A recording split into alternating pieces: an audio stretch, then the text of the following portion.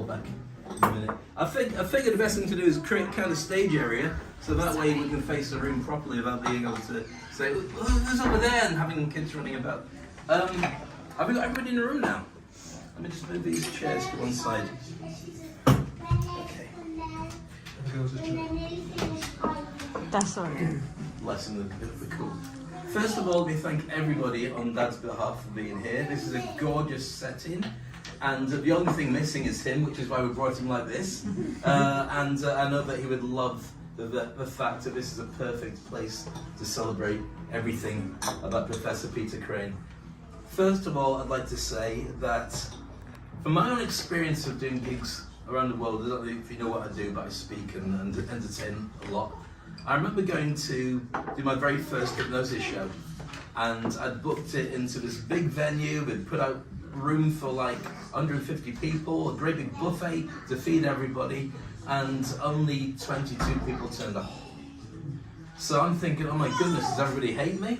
So I walked out to this big pub, which actually had a grounds, the Irish Village in Dubai, which had about 2,000 people all sitting outside drinking, which would be perfect to come into my show, just round the corner. So I went up to the manager, I said, can I mention to everyone that I've got a show? He said, yeah, no problem. So I went out and I spoke to the entertainer who was playing guitar. I waited until he finished. I said to him, do you mind telling everybody that Dave Crane's here with a stage hypnosis show next door? We're starting in 5 minutes and all the tickets are 50% off at half price. Do you mind saying that? He said, no problem at all. So he finished his song and he said, Dave Crane's next door, hypno show, starts in 5 minutes, 50% off. And now here's Wonderwall. And that was it. And I'm looking at him thinking, that's your plug. So everyone, of course, is just busy drinking, chatting. They don't notice the fact I've been there at all, not bothered about any of it. And I'm thinking, right, well, I have to go back out to a show and do a hypnosis show. Now, for those of you who don't know, from a hypnosis show producer point of view, 1 in 10 people are really good subjects. So if you've got 100 people, you've got 10 people, it'll be really great. If you can get them on stage, they'll all end up doing silly things, barking, whatever you want them to do. So if you've got 22 people, that's 2.2 people might be really good subjects. The rest of them will probably get on stage and then leave. I'm thinking, how can I make this work? I mean, I thought, I'm thinking about it the wrong way. What I really need to think about is not about the people that didn't turn up, but celebrating the people that did. So I went back in, I said, guys, this is it. These are the people that matter, you matter. So let's make the best of everything. And today, I think that's a really important thing to say. Every single person that matters is in this room right now. And it's a celebration of our love, that fella. And so I'd like to thank you all on his behalf, my behalf, and my mum's behalf, and everybody else, because we're all related. For being here. So the best way I think to do this is, now we've got the drinks, is let everybody come up and say a bit if they want to. We're going to record it, so if you're camera shy, tough, but we're not going to put it on YouTube. We'll just send it to anybody who wants a copy of it, because it's kind of important to know what happened here. Tell a story, say your thoughts, or just whatever you want to do. And then after that, we order from the menu. Let me just tell you a little about the menu. There's a starter and a main course, or a main course and a dessert. We've got quite a nice range of that. And we cover, of course, your drink and the food for that as well. After which, once you've had your food, if you want to disappear, that's fine. If you want to be here with me, I'll be under one of the tables. And I don't tend to drive back. Sorry? Under one of the tables? Oh yeah, I'll just keep drinking, so I can't stay level, if that's all right. And my wife is here, so, you know, she's going to be here anyway. I'm joining him. There you go. That's my table, you can have that one. That's okay. We'll all be under the table. In that case, let's move the entire party under the table in about a couple of hours' time. But everyone's welcome to stay as long as they want to, and I'd love to have a chance to catch up with everybody, because it's so special to have you here. I'm just going to tell you a few stories about Dad, because I think that once that's done, then it starts a flow going. There's nothing worse than being a first speaker, because you go up there and you say, I wish I'd said that. So if I say it first, then it's over and done with, and then I know I'm going to turn around to David, who's going to then jump up the stage and share some ideas. It's just like this TED talk. Pressure. Yeah, it's like that. Just get to ChatGPT, let's see what we get out to it. That's what I would do. So, for those of you who don't know, we just talked about the fact that he is actually a genuine professor, Peter Crane. come from the fact that he got a couple of degrees years ago, which he never really cashed in, to be honest with you. For those of you who don't know our family history, and most of you may, even some of the little ones will have no idea, and many some of the older ones don't as well. And Judy will be able to correct me on this. Before I start this, let me say that I interviewed my dad about 3 weeks before he passed. There were 12 questions which I'm happy to share with everybody in this group. If you've got loved ones who are older or young ones who you want to have a collection of your thoughts for them or their kids, then these 12 questions are really useful about your life and the history and so on, because that stays on video and then that can be passed and shared with generations. So I was blessed to be able to ask my dad actually about 9 of those questions, but I said we'll take a break. We never got a chance to finish off, but I found his notes so I know what the answers are. So when we talked, I discovered some incredible things about the name Crane. And the Levins and Cranes are like that anyway, so it's just Levin Crane, it's like that between us now. But our original Crane was Krone, for those who don't know. Krone was in Germany. We come from a Polish-German descent, of which I can't prove it because Google hasn't gone that far, but I do believe that the medical background that I've had as a hypnotherapist, my dad, who would have been a doctor originally, he wanted to be a doctor. The reason he didn't become a doctor was purely because he had a young family to look after, and it would have taken more years of study. And so he just simply decided, you know what, I'm not going to do it, I'm going to look after my family and just get a job. Otherwise he would have been Dr. Crane, but for any of you who knew him for any period of time, that was a perfect thing. Being a Dr. Crane would have made sense, he's that kind of guy. But it all comes genetically from the fact that Dr. Krone, our original name, was a guy who discovered Crohn's disease. Now I've been trying to trace exactly what that story, where it comes through, but during the Second World War, I know that my granny, Margot, and my granddad Morris were from very well-to-do families when the Nazis came, and their families were taken into internment camps. I know my granny Margot, and that's Judy's mum, her dad was taken away to a concentration camp. She was about 3 years old, went to visit him every day, and then was told after about 2 or 3 days at gunpoint, you come back again, we'll shoot you in the face. So she was then on her own. She and Morris were put on trains to come to the UK. And the story about Margot was when she was very, very small, at that age, on a train, the Nazis stopped the train at the French border, sent half a train back and allowed the other part of the train to go forward into the UK. She was in the front. Otherwise, it would have been a completely different story. So they got to England, and this is only from the 12 questions of talking to my dad. There's never a great time to talk to your parents about these questions, so do it whenever you can. So they got to the UK, and can you imagine how challenging it must be to be really, really young? And I don't know the exact age of how old they were, but you don't speak English, you're from the country of the enemy, you're put into what effectively internment camps, and told, make a life. So that's Morris, my granddad, and Margot. And then when they came together, they created the life that they did.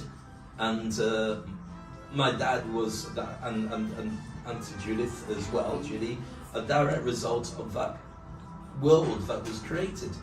And my dad embodied it, my dad had embraced it. He was very smart, very intelligent, really good at the stuff that he did, as you know.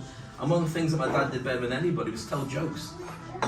Why? Because I think it was really in his DNA to make sure that he could connect with people and you could make their life better than it was before. And if you were to take it back to where that would come from, I would hedge my bets that when you're trying to create family from scratch, you create family everywhere you go. The reason I started with that is because I think it's really important to know that what we have in this small community here isn't just Cranes, Levins and friends. It's a direct result of that story that started in Germany and the people who kept it going. And once we've left this room, it's down to every single person here to keep that story or just keep the legacy of happiness living on. So, thoughts on Dad? The freakiest thing is that when I look in a mirror, I look just like him. When I put glasses on, I just look like him. When I listen to my voice, I look just like him. And it freaks me out, but makes me happy at the same time. Obviously, a slight colour difference, but I celebrate that as we go too. And I think the best thing my dad ever taught me was just how to be a guy that cares about his family and loves people and goes with his heart and makes it easy for people to connect.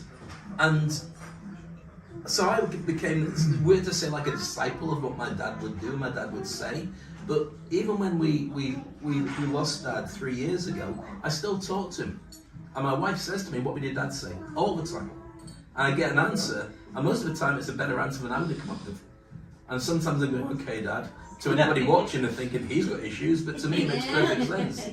Just the same as when we're scattering Dad's ashes, it made sense to be able to do that. And all the time I'm thinking Dad's telling jokes, because that's what he would do, to make the mood easier. From the point of view of what my dad's legacy is, I'd like to think that's me. I'd like to think it's our family. But I think that the joy he brought to people, whenever you talk to anybody who remembers him, they remember he was funny and he was fun to be around. And despite the fact that he got older and he had challenges health-wise, his brain was always super sharp. And I always respected his choices, often above mine. I remember when COVID happened and we were worried about sending Maya back to school, and myself and Aziz were saying, "Well, you know, I don't feel comfortable with it." My dad said, and my mum said, "No, you send her back to school. What she goes through is different to what everyone else goes through. She's young, she's healthy, she wants us to go to school, do it." So against our better judgment, that's exactly the choice that we made, and it was the right choice to make, and my dad made those incredible choices. But if it was a legacy about something that I would take on board, I think it's 55 years marriage to my mum. Anybody who's married, anybody who's been through it, knows it's a challenge sometimes. And if you're saying it's not, you're lying. You think? To go through 20 the adventure years. that they went through, and my mum still talks to him, still respects him, and in fact we've still got a bit of him in the car, is tantamount to the experiences that they really went through. But meeting in Leeds at the party, then they decide to marry. The challenging thing is, and I mentioned this in a post the other day, is when you've got a black woman and a white man and they decide to get together in the 60s, when the entire world says that's never going to happen and you shouldn't, the only way it works is if you make a life together and you say, sorry to everybody else, this is the way it's going to be. And that's what they always did. And it took us to the northeast, Stockton, then we went to Scotland, grew up in Scotland, then we went back to the northeast again to Redcar, and then I went to university, went in separate directions, and then they went to West Indies together. And after that they came to live with us in Dubai for about 2 years. That was a challenge. On lots of different levels. Don't put your mum and your wife in the same house and say, that should be easy, and it wasn't. So then they came back to Leeds, and I think that coming back to Leeds was the most amazing thing, because not only did they fall back straight in where you guys were, and we fitted in with new family and new friends, but it also, for me and my wife and my daughter, put a footprint in the UK for us to be able to connect and create that legacy as well, so I'm very grateful. But there's one thing I want to say, and it's probably before we get everybody else up to say the thing. Can everyone make sure you charge your glasses or have a drink of some kind? If you're a very small person and you've got lager, that's how I started. Fantastic. I think the biggest thing from my point to remember my dad for is that 3 years after physically he's no longer here, it just still feels like he is. Because I hear him. Me too. I talk to him all the time. And I know that if he was here right now, he'd be over the moon to see everybody celebrating and enjoying his time and the contribution he made and the joy he brought. And he would say, thank you very much. And if he left the one lesson, he would say, please look after Eugenie. And so we're back to him again. And they have, and they are doing it. And they are And doing you it. are. To Professor Peter Craig. Peter.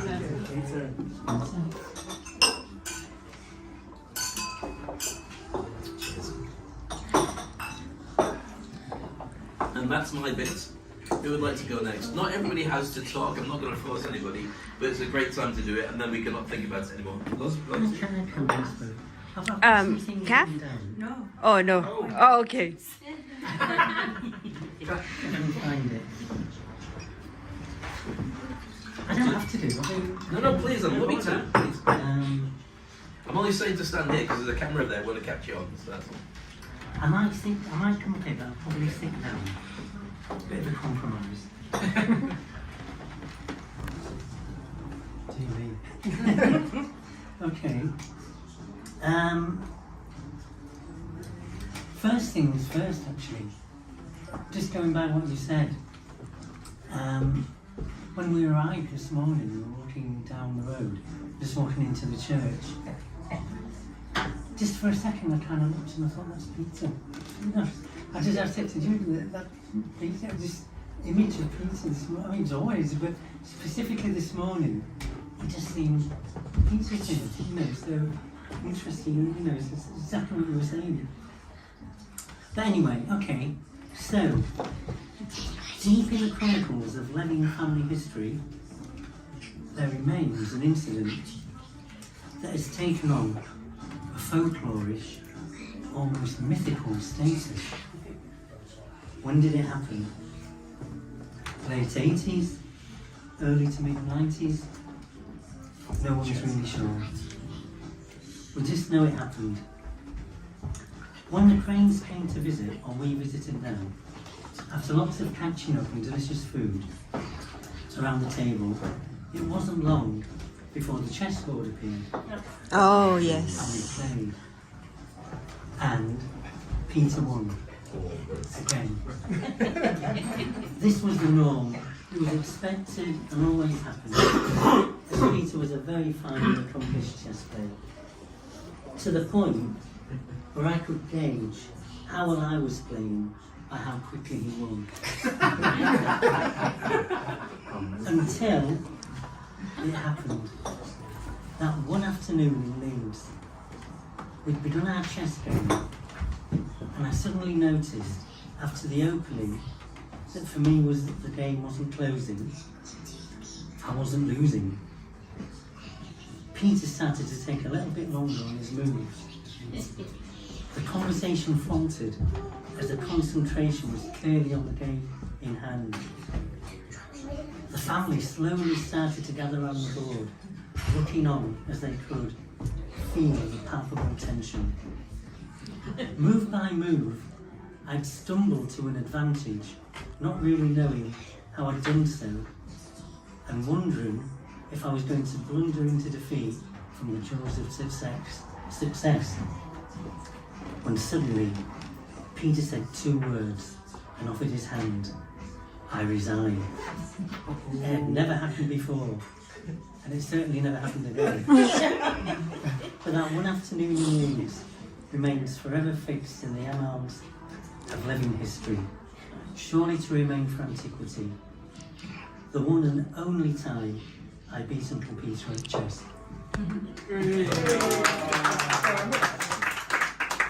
Just to say, it's most lovely to see everybody here today, and just lovely to hear everything they had to say there, Dave, and I completely, agree with everything that you said.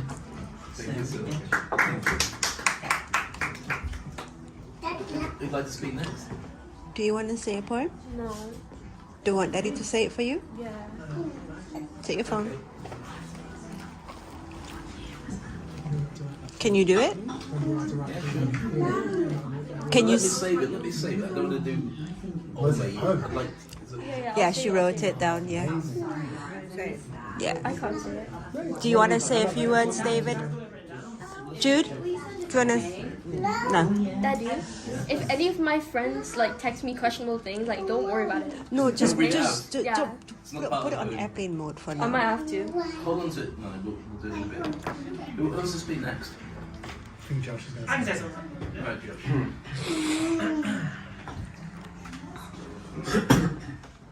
It's not very long.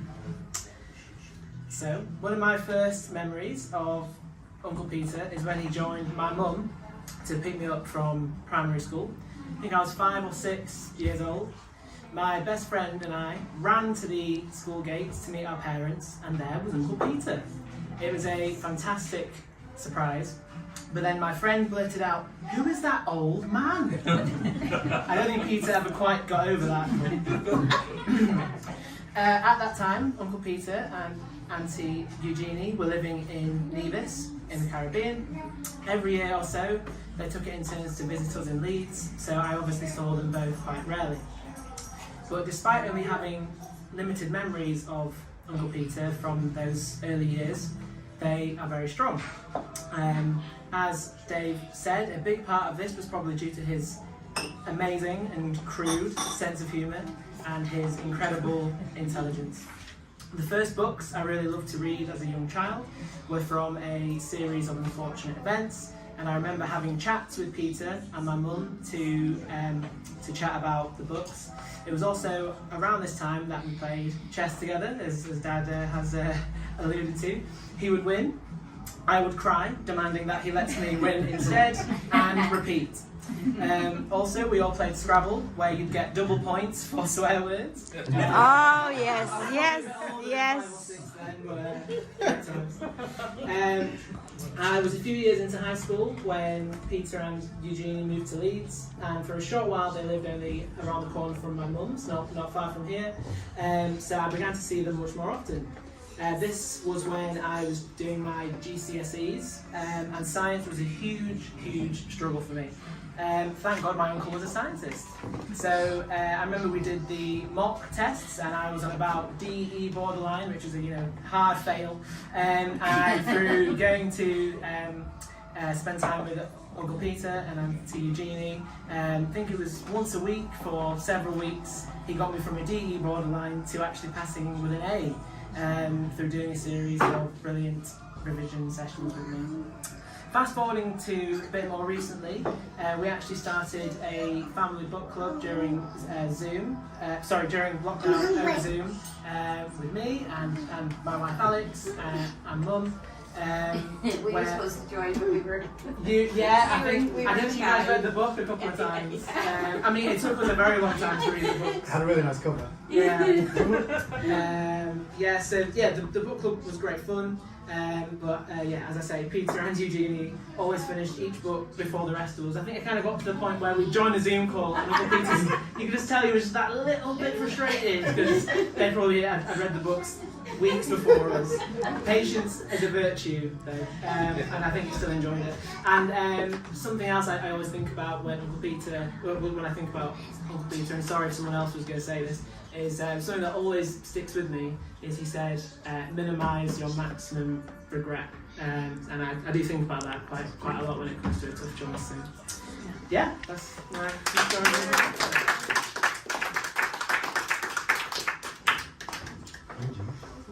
Should I jump up? Yeah. Do it. Daddy.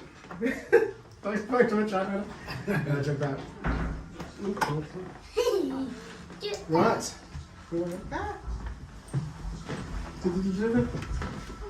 Thank you, Hannah. Thanks for using moral support. That was really sweet. It's alright, I hadn't really thought of anything to say as such, but I do remember we all wrote a little thing, before the funeral, we all wrote something and it got put together into a piece. So I've got on my phone what I wrote, so I thought I'd do it. Uncle Peter. So, if I think of Uncle Peter, the first thing that comes to mind is a forensic and elaborate sense of humour. His jokes and stories were often pretty close to the edge, but he managed to enrich any eventual vulgarity or indecency in the punchlines with an underlying heart and astute intelligence in the build-up. And as funny as the word arse was in the eventual punchline, it was the storytelling that brought everyone with him, and often delivered more than the joke itself. I have really hazy memories of seeing Uncle Peter and Auntie Eugenie in the house in Redcar that he mentioned. So I'd have been somewhere between Joseph and Hannah probably, when we were there. I remember the sea being very close by, a very impressive greenhouse in the garden with rows of homegrown vegetables that I just refused to eat probably. But I also remember lots of laughing. And although I didn't really understand the jokes then, they seemed naughty enough for me to laugh along as well. After that, it was in my 20s when Uncle Peter and Auntie Eugenie came back from Nevis, and I'd see them when I was visiting back in Leeds. I have become somewhat known for a bit of an offbeat sense of humour myself in my emerging adulthood. Perhaps went a little bit too far, as perhaps my wife talked about yesterday. But it was when hearing Uncle Peter's jokes again and stories around the table that I sort of remember feeling a sort of sense of affinity and a feeling that humour and sort of a step too far humour is sort of at the heart of who we are and our family.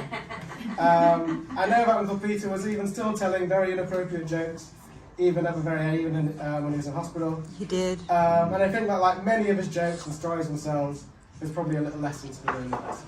So that's it. Very nice to see Uncle Peter. He's actually got on his 18th birthday as well. But that's it. Sure. It was nice of my family to let me know they're all written full-on speeches. I haven't done that. Pleasure to be here at Dead Talks. There's a new series, I think. I'm sorry, I was just cleaning up. I just noticed I had a bit of Uncle Peter around my crotch area before, and I sort of, I'm going to give it a bit longer because I'm quite happy for it to be there.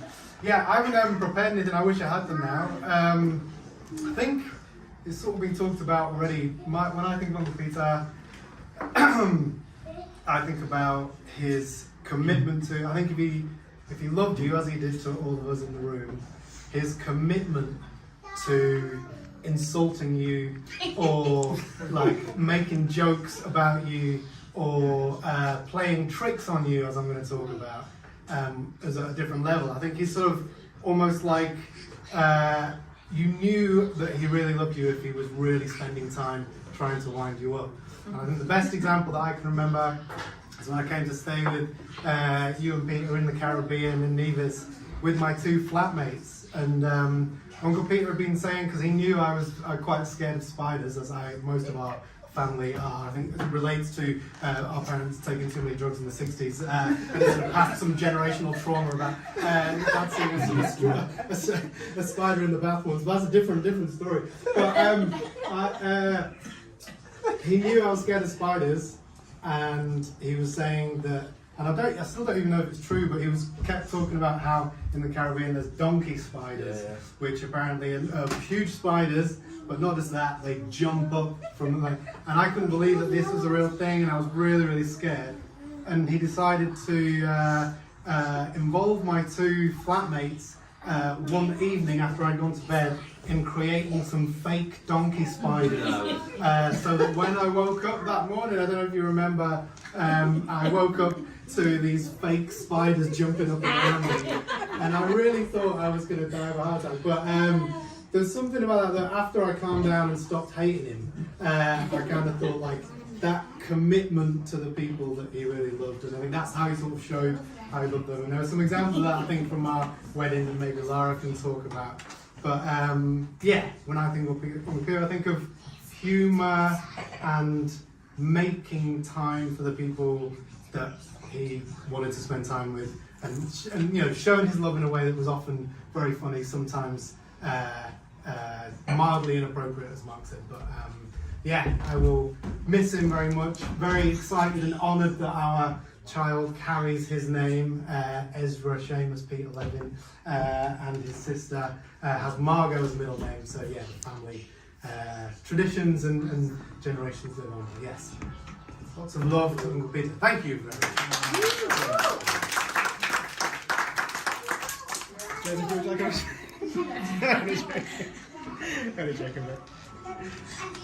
Judy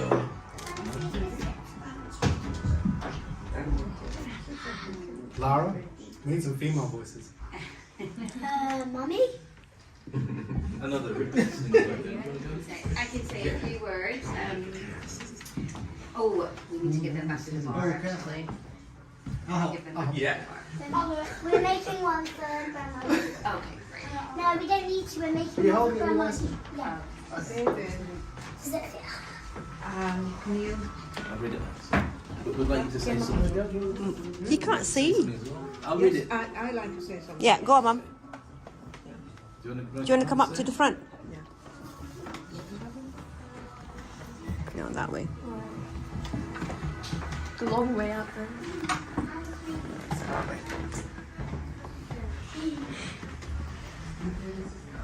This is is me breathing in.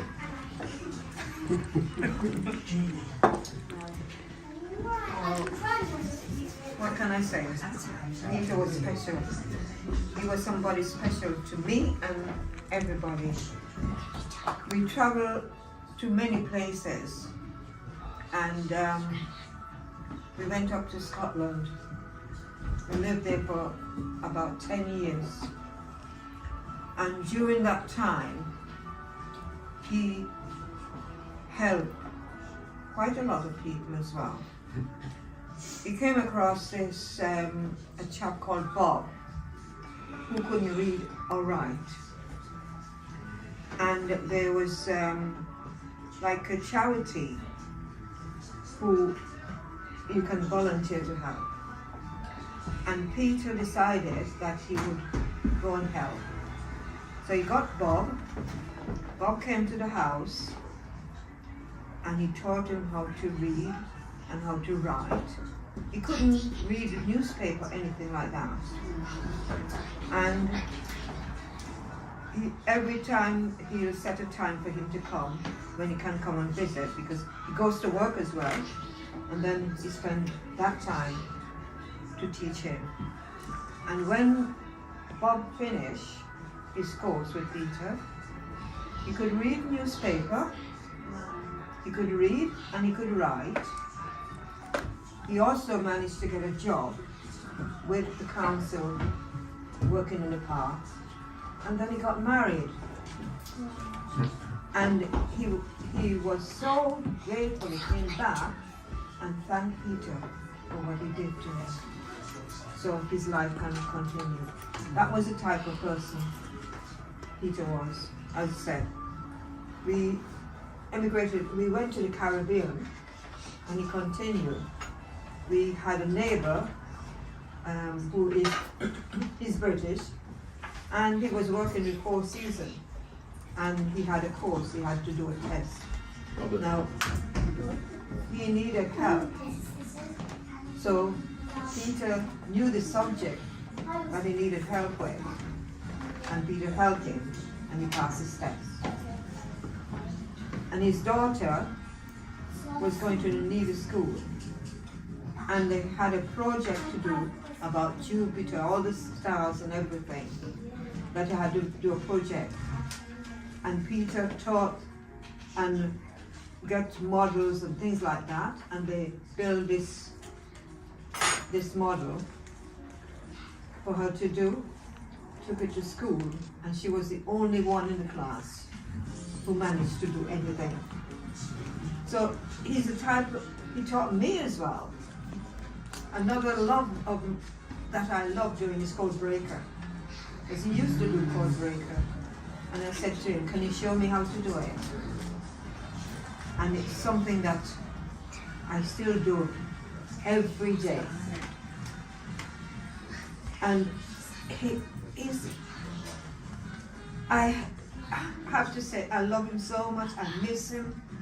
We used to say, whenever we go walking and we hold hands, and he used to say to people, we tie by the hip. I miss his hip, you know, we join by the hip. And he's always carrying the neighbors around. Whenever it's their birthday, he'll make cards. And instead of buying a card for them for their birthday, because in the community, and he'll make the card, and he'll give it the card, and they keep the card, and they say, it's special. And the neighbors, they say, Peter is special. He's that type of person that he will go out of his way to help anyone. And the thing is,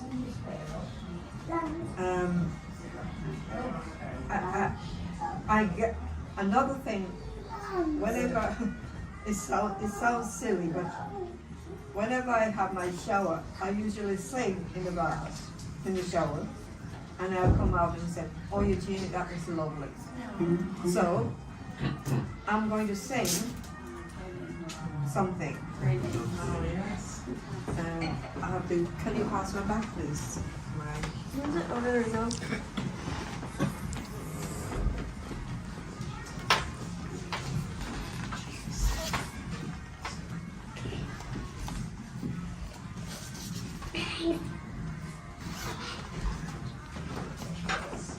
My voice isn't as good as it used to be. I'm getting old now. Oh, I don't believe that. Better than mine anytime.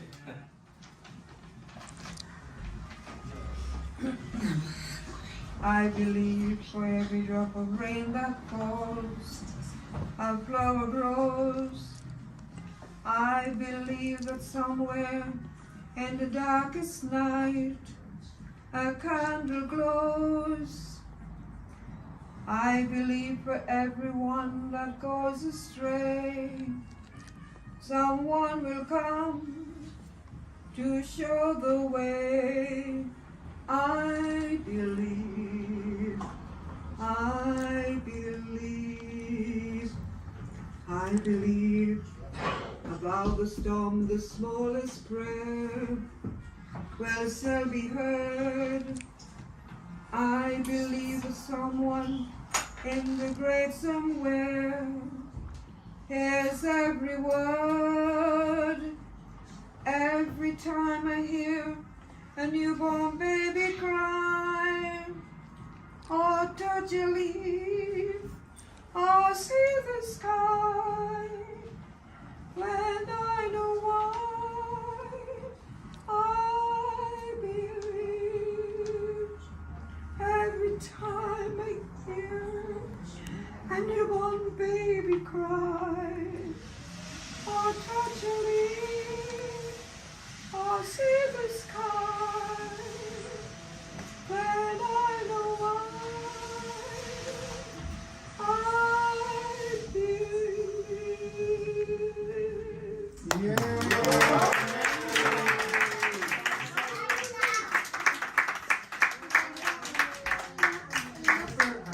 Bloody mum, it's amazing.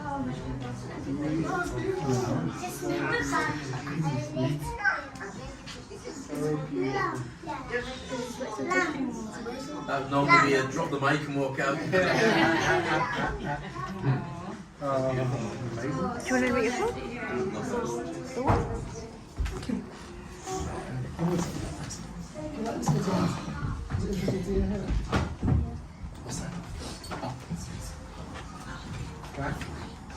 Jude? Now, are you going to say something?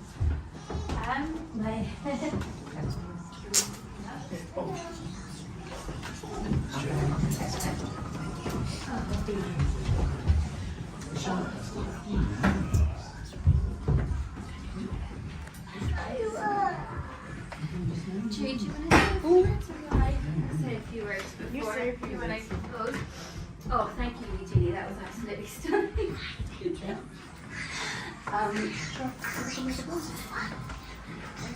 I was trying to think of like my favourite memory of Peter, and something that I've never really been able to do with Peter is remember exactly like his jokes to repeat, or you know the particular wording, the kind of he's such a wordsmith in that way. But I've always remembered, you know, how he has made me feel, and since the first moment I met him, he just put me so much at ease, and we had a kind of very close and deep connection. And one of the first things he told me was that I needed to dump my husband. I could do far better. What was I wasting my time? So from there, but I think, you know, in common with my husband and the family in general, was a combination of extreme intelligence, extreme kindness, and extreme wit, you know. But I think my favourite moment has to be at the wedding, and what, you know, you and Peter brought to the wedding, Eugenie. You know, you've been married the longest time. My parents weren't together. It was just, it was really lovely to have a successful marriage to aspire to, And you two have been such a team, and my enduring memory of you and Peter is just laughing. Every time I was with you, would be laughing. Everyone would be laughing. And I think I came over at one point during the wedding, and everyone was kind of crouched around as Peter was telling some story about, I don't know what it was, about 55 years of marriage, about, the many adventures he's had in life. And then I think the aftermath of the wedding, the day after, you singing. So it was so moving to hear you sing again, Eugenie. You've got such a beautiful voice. And Peter loved it, and we all love it so much. So yeah, I think that's my favorite memory. Thank you.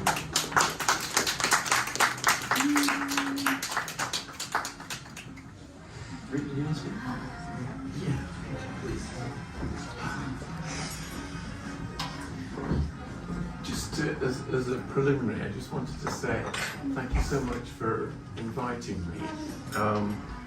I didn't want to intrude on a family affair, but I don't feel that at all. And what is really nice about it, I've driven Peter and Eugenie to and fro to the Thursday Connect Club quite a lot, well, more or less 11 or 12 years actually. And so I get snapshots of you all and Peter's past life, and I've never really been able to connect them together. I think, is that right? Did that really happen that way? And now I'm starting to understand just the man and what he was and his family, who meant so much to him. A couple of anecdotes, and then I'll shut up. The first time I met Peter, he was having a stand-up row with someone, and I promise you, it was a real that would never do that. And he felt he suffered an injustice, and he's a man of such integrity, and he loved to be fair, and everything had to be right and fair for him. And he had his seat and Eugenie's seat on the access bus. Somebody else had taken it because he'd missed a week, so he'd had to not go on the bus. He was so upset about it. Yes, when he went got the bell and he rang it, I went to the front of it. We have a little bell, and he got it and rang it, and he was seething, but anyway, he got over that, and I picked up where the access bus couldn't give him a lift, and I started giving him Eugenie a lift, and I've loved it. And he once said to me in the car coming back from the Care Connect Club, he said, I like going to Care Connect Club, and it's really nice and sociable, and I like everybody there, but the best part is coming back in the car with you, Rick. He says, we have such a laugh together, and he was absolutely right. That was the best part of my Thursdays as well. Yeah.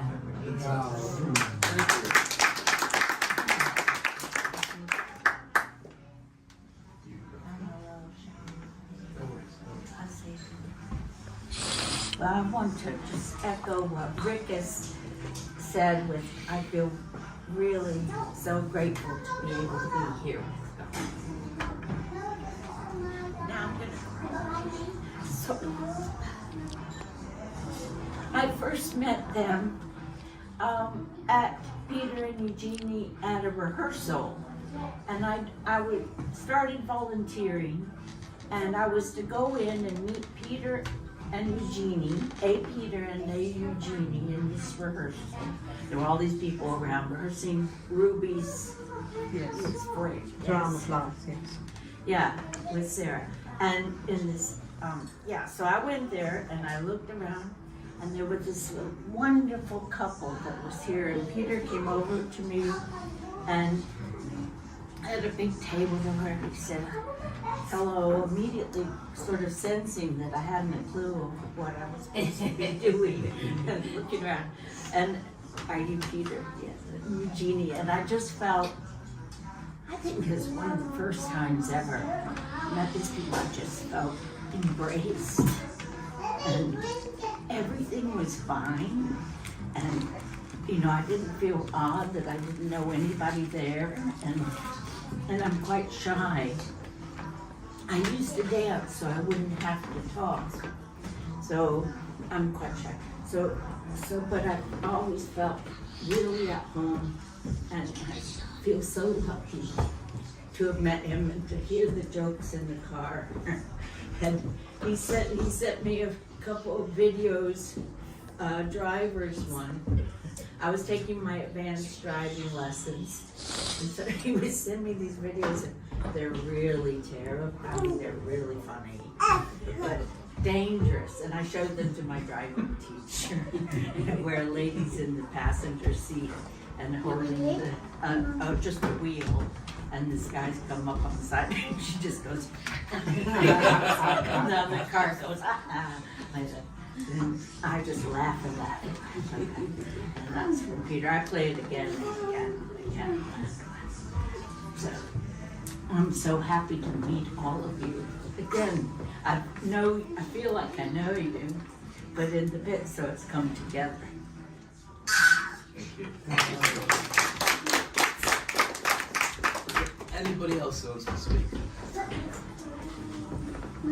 Maya, do you want to do your... Do you wanna do it for her? I've got two things I can read out. One of which is something that my dad sent to my mum, which is funny, and a poem that Maya's an entertainer as well, and a singer, but she's also shy.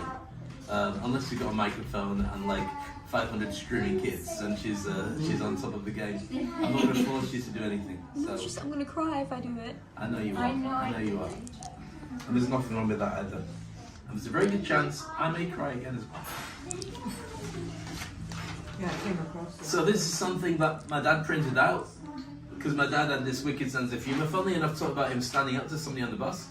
I remember one of the earliest stories he told me was at Roundhay School, which is just around the corner here, and there was a big bully who used to pick on everybody, and decided, small Peter, I'll pick on him. Because my dad was always small.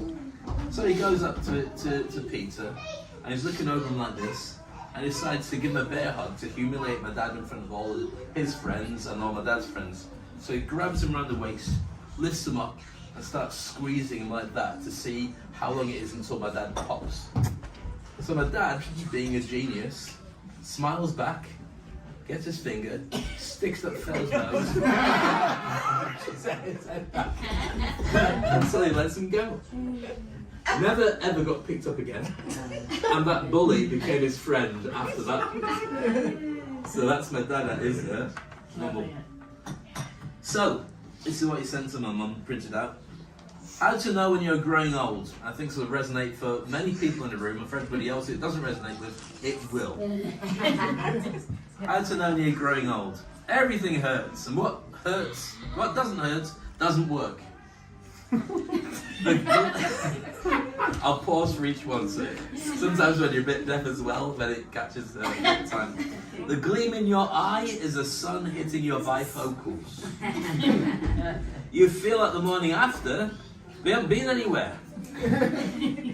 You get winded playing cards. Your children begin to look middle-aged. You join a health club but don't go, that's pretty standard. A dripping tap causes an uncontrollable urge to go to the bathroom. You know all the answers but no one asks the questions. You look forward to a dull evening. You need glasses to find your glasses. You turn out the light for economy instead of romance. You sit in a rocking chair but can't make it go. Your knees buckle but your belt won't. Your back goes out more often than you do. I'm not sure this is about my dad, but there'll be another side I didn't know about, but I'm embracing it if it is. You put your bra on back to front and it feels better. Your house is too big and your medicine chest is not big enough. You sink your teeth into a steak and they stay there. And the last one is, your birthday cake collapses from the weight of the candles. And I know exactly what that's about, so there you go. That's what my dad was like to phrase about getting old. With that, I want to be able to order food, I want us to enjoy drinks, I want us to be able to chat and socialise and so on. Maya's written a poem, I know she doesn't want to, you don't want to say anything, I told you. Do you want me to read a poem for you? Okay. So I'll see if I can get through this poem. Without crying. Without crying. Or somebody else can. Highly unlikely. I thought we had to be very serious when I wrote this. So No, it's beautiful. Do you want to read it? Let's try it. No. Are you sure? Okay. So Maya wrote this. I was only young before I realised. From what I heard, he was wise. He was great and caring. He loved a lot and didn't hold back on sharing. He raised 3 children and continued on. He was a joy at gatherings as long as life is long. I never understood how time worked until he was gone, and now I'm a teenager, and finally I understand where everyone was coming from. Absolutely. All those moments I was told to cherish. All those times I was told not to be jealous.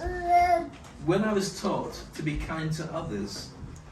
And when I was reminded to love my mother. Mommy. No. Granddad, wherever you may be, I'm sure that you're content and happy. Always a joy, kind of funny, every day, even when skies aren't sunny, even when they're grey, even when they're blue, doesn't matter when, Granddad, we will always love you.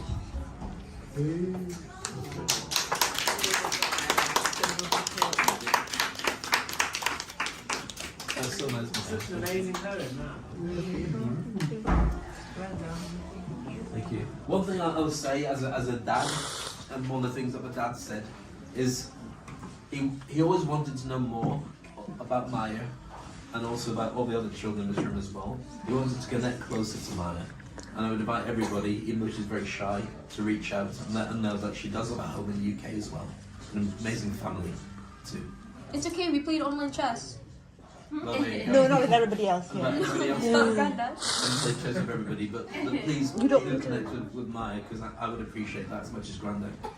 Does anybody else want to say anything before we change from this particular heavy but beautiful point to just put the music back on, let the kids run about, and we can drink and just chat?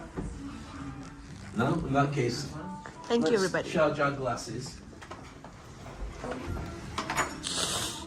Aziza, do you want to say something? No. And Aziza had a story. She had a story that she wanted to share.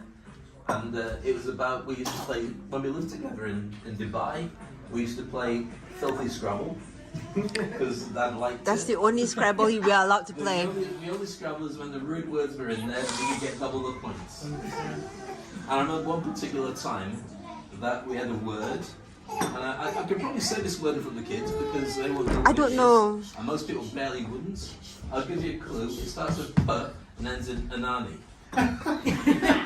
So that's the word we had on the table, and we weren't sure whether it would be accepted in this. I was. You were were. sure. I wasn't sure. Mum wasn't sure, and Dad went, "That's a good word," and we were able to get the points. And I beat him. Woo! So, to an amazing guy with an amazing family, an incredible legacy, and the fact that this is one of those joyful rooms with no regret from anybody in here, apart from remembering that we had the joy of connecting with Dad, Uncle, Granddad, cousin, friend, Dad-in-law, and whatever your relationship with him was, brother as well. To Peter. To Peter.